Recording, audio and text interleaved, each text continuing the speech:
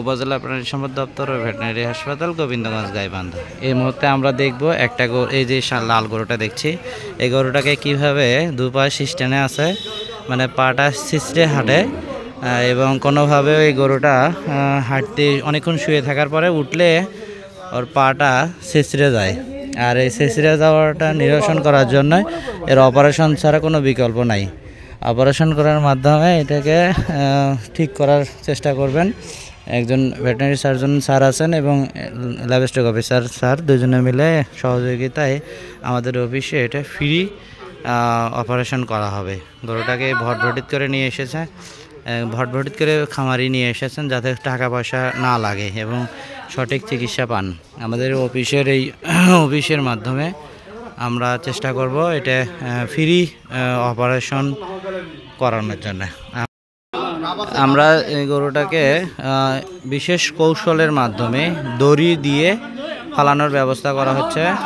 দেখবেন যে ডালার উপর হাত দিয়ে গরুটা ফালানোর চেষ্টা করছে, আর একজন বড় টেকনিশিয়ান দড়ি লাগে এখানে ফালানোর জন্য, হাত দিয়েই ফালায় শেষ করলো।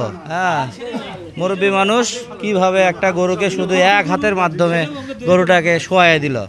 আর এবার বিশেষ টেকনিশিয়ান আমাদের নূর আলম ভাই গরুটাকে এবার বাঁধবেন, হ্যাঁ, যাতে গরু কোনোভাবে নড়াচড়া না করতে পারে।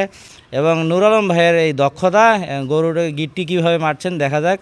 হ্যাঁ, কীভাবে দড়ি কার মধ্যে কি দিচ্ছেন এবার দেখবো আমরা। লাথি কে খায়? হ্যাঁ, চলো দেখি গরু ফার্স্ট হয় না নূর আলম ভাই ফার্স্ট হয়। হ্যাঁ, তার পরিপ্রেক্ষিতে এটা দেখি আমরা এতক্ষণ দেখি কি হয়। দেখে পায়ে গোবর লাগছে।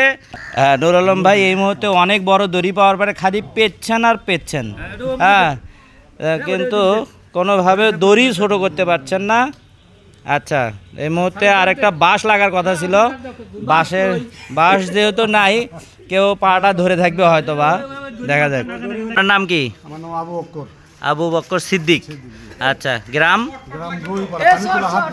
বড়ইপাড়া। এটা কতদিন ধরে সমস্যা?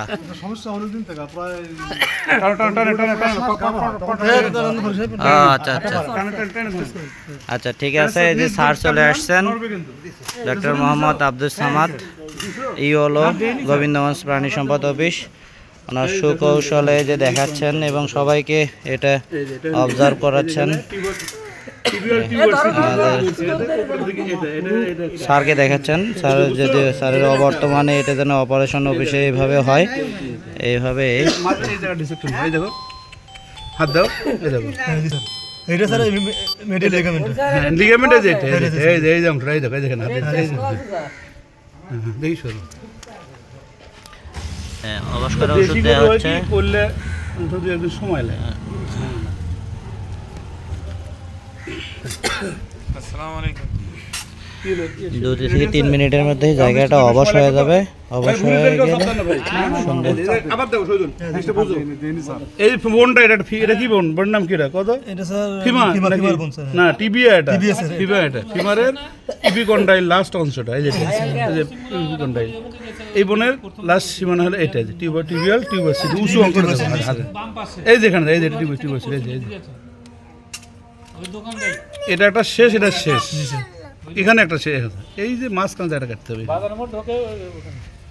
এটা, তারপরও ওইভাবে আন্দাজ না করে বুঝতে হবে কোথায় আছে জিনিসটা। এই যে এখন দেখো, এই মাথার একটা, এবার একটা দেখছো, এটা একটা গ্রুপ, এখানে একটা গ্রুপ। হ্যাঁ, এই গ্রুপ, এটা আমরা তুলে কাটে দেবো এই জায়গাটা। হ্যাঁ, এই ঠিক আছে, দোয়া করেন ইনশাআল্লাহ হয়।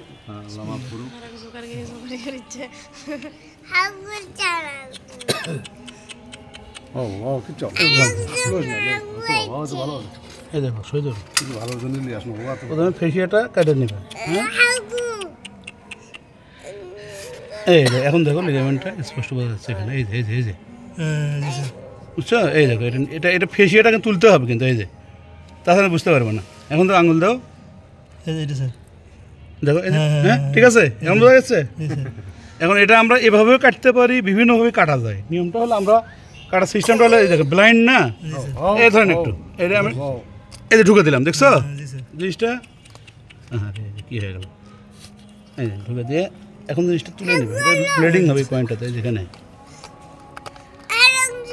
রগের মাথা। ওটা ফেলে দে, হাগু করছে ফেলে দিতি। হ্যাঁ, আমরা দেখছি যে গরুটাকে যখন আমরা এরকম শোয়াবো তখন ঘন ঘন এখানে টয়লেট করবে, কারণ হলো পেটে চাপ লাগে এবং ভয়েতেও গরুটা আসলে বারবার টয়লেট করে, যেটা এই বাচ্চাটার খুব সহ্য হচ্ছে না, বারবার খালি টয়লেট নিয়ে ব্যস্ত হয়ে গেছে। বলে আমাদের ভেইন আছে একটা কাটা যাবে, যাই হোক। এখন তোমাকে দেখতে হবে এই অংশটা টেন্স আছে, হ্যাঁ, একটু মানে বর্ধিত অংশগুলো কাটে দেওয়া লাগছে, হ্যাঁ, ওকে। এখানে একটু টান আছে হালকা, এটা যতটুকু সম্ভব কাটে দেওয়া। গ্রুপ হবে একটা এখানে। হ্যাঁ, হয়ে গেছে। তুমি এখন দেখো আঙুল একুর হয়ে গেছে, ঢুকে গেছে, দেখো, এই দেখো, দেখো, হ্যাঁ জি স্যার। এটা ব্লিডিং হবে কিছুক্ষণ, 2-1 মিনিট। উল্টা বাঁকা হয়ে গেছে, এটা ভেইন ছিল ওখানে, বুঝছো? এটা উপায় নেই, ভেইনটা আছে, কাটবি। সাপগুলির ব্লাড বন্ধ হয়ে যাবে। ওরলে কোনো সমস্যা নেই। এই দেখো, এভাবে দিবা, এইভাবে দিবা, হ্যাঁ, এই। একটা অংশ, বুঝছেন? এই দাঁড়ান, দাঁড়ান, দাঁড়ান, এক মিনিট। ঠেলা মারেন দেখি, যায় নাকি? ঠেলা মারেন, পাও ঠেলে দেন। ঠেলেন। সুতা করেন পাটা, হ্যাঁ, সুতা করেন, দেন, মারেন, হ্যাঁ দে, হ্যাঁ মারেন। এই যে ভাঁজ হয়েছে, আসলে ঠিক এই আছে, ভাঁজটাই হলো ভাঁজটা বোঝা গেল নেবেন, তাহলে ভাঁজটা অপারেশন সাকসেসফুল। এটা যখন ভাঁজ যদি না হতো তাহলে বোঝা যেত যে অপারেশন ঠিক মতো হয়নি, তাই না স্যার? এখন 2-1 দিন সময়ও লাগতে পারে, শুভেচ্ছা। হ্যাঁ, আচ্ছা, হয়ে গেছে, দাঁড়ান, দাঁড়ান। ঠিক আছে। একটা দাঁড়িয়ে এক খাওয়া হলে যাবে। এই যে, হ্যাঁ।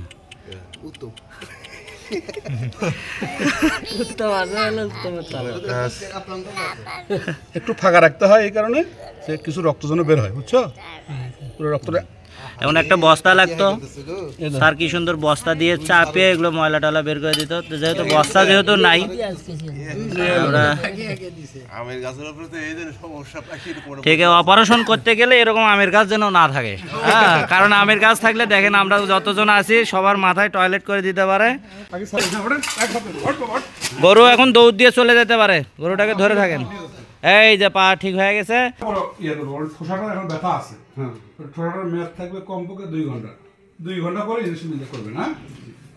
গরুটা এখন নিয়ে যান, এইসব ঠোসা আছে বুঝতে পারবেন না, ব্যথা উঠলে তখন সমস্যা হয়।